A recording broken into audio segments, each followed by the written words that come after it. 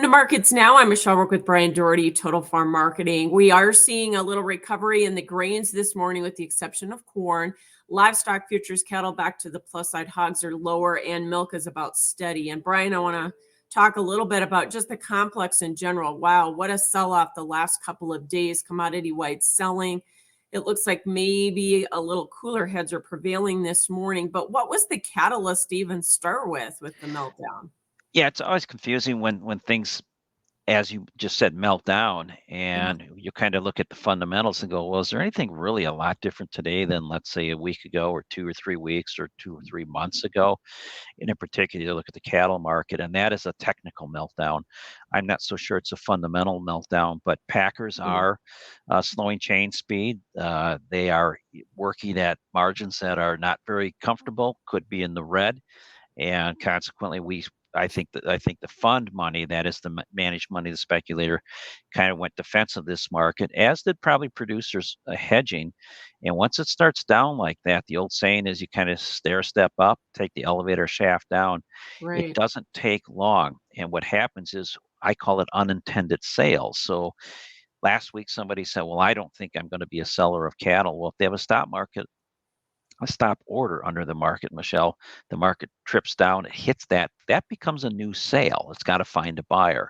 And then you have buyers who are getting beat up, or traders, and they may have a risk order in there, and they initiate a sell, or Sure. that sale. And so you get this unattended selling that helps to accelerate the market downward.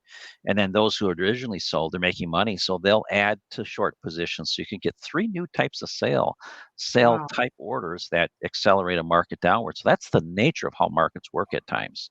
Yeah, and corn scoring new contract lows here again this morning. And part of that too, Bryan, is the fact that we're going into first notice day here on Thursday. And so we've seen a lot of hedge pressure hitting the market. And so that must not be done in this corn market here with the lower day.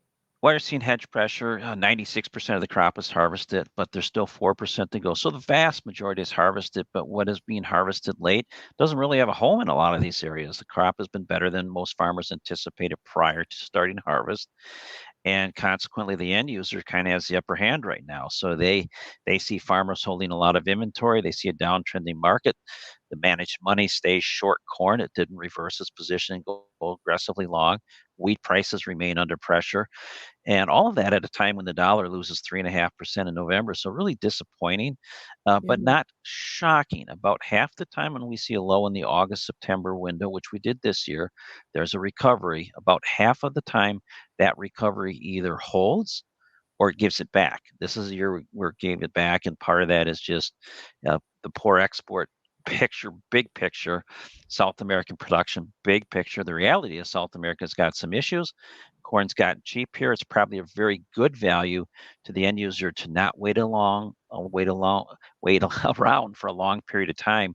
Make sure you're securing that inventory. It's much lower than the cost of production this past year. So as I said, contract lows here. So where do we find the next area of chart support? Sure. So you got to start looking a little bit longer term. So the obvious is the round at 450 on December 450. corn. Mhm. Yeah. So if we hold that area, we that would be probably my projected area to hold. If Okay. that were to slip below that, then we're just again into this uncharted territory. You're looking between $4 and 450, somewhere in that range. We got to start looking back at weekly and historical charts to find new levels where the market has found good support. Yeah. Suffice it to say, support will likely come from the bean complex. So we continue to believe that the southern hemisphere, in particular, Mato Grosso, some of these key growing areas, vegetatively remain light on moisture. So when you look at these vegetative maps, it's concerning if you're a South American farmer. And now, time of year, we talked about this before, not to get over our skis on the weather market in South America too quick. But now that we're moving toward December, it all starts to matter in a much bigger way. And what you just mentioned about weather is why soybeans have held together much better than the rest of the grain complex, right? So do we need to keep that weather premium in there in your mind, Bryan? For now, we do. Remember, carryout soybeans is 245 million bushels. That's a very slim number. There's not a lot of room for error elsewhere in the world.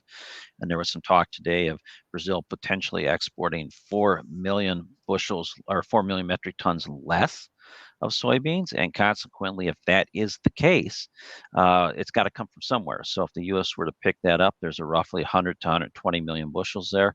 That could tighten our carryout number substantially. Yeah. Now, we did have some more export business this morning to an unknown destination, but soybean export sales year to date are about 20% behind where they were last year. And so, do you think we can make that up? We can. Perceptively, though, it has to come from continued concern in the southern hemisphere. The world's Okay. gotten used to or comfortable with South America producing big crops and having inventories. Remember last year, Argentina had a drought. Brazil's crop got better as the season wore on. Our supplies were tight. Prices were higher last year along the way. And consequently, as we step back and take a look at this, 245 million bushels is a pretty slim margin. I'll remind you that the USDA in July, August, September, October, in 3 of those 4 months, they cut export expectations. And so if those get pushed back in, now we're back to that 150 million bushel mark. That supports $13 plus beans and maybe gives us a run to $15 if we're just making a correction in this environment. And wheat, new lows for the move, new contract lows in some cases yesterday. And so we're trying to bounce today, but do you think we can even hold on to these gains? You know, we flip back to our long-term monthly charts and trying to look and see, well, are we at areas that can hold? And there's a little bit of space here actually that the market can continue to decline. So I know we don't want to hear that, we don't want to see that, but the reality is the end user's not chasing it. Wheat has a very good inverse relationship with the dollar historically, and the dollar lost 3.5% during November. Wheat prices continue to move lower into new lows. So there just isn't anything that's percolating in the world to say, hey, we need to buy wheat, we need to buy it aggressively, and consequently prices continue to drift. Yeah. And we did see a little bit of wheat export news this morning from some private sources as well. Cattle market, what about that one? Oh boy, it has been, like you said, a bloodbath. We already discussed that. My question to you is, are the funds done liquidating, Bryan, and are we done going down? I would think they're close to done being liquidated. We've taken way more off the market in a short period of time than most of us probably would have anticipated as likely. But as I mentioned earlier on, we have these unintended sales. So that's how markets get oversold. You get these things pushed down, all the selling, and then it evaporates out. I've got to think we're close to low. This, if we take one step back and look at the big picture, we're still at the smallest cattle herd in 40 plus years. The supply is limited. What's been a concern to the marketplace is can demand hold up? And packers have kind of sensed that they're not getting the orders. That's why they want to slow chain speed. That's why they want to back this up a little bit, and that's why the market tipped over. A lot of it technical in nature on charts.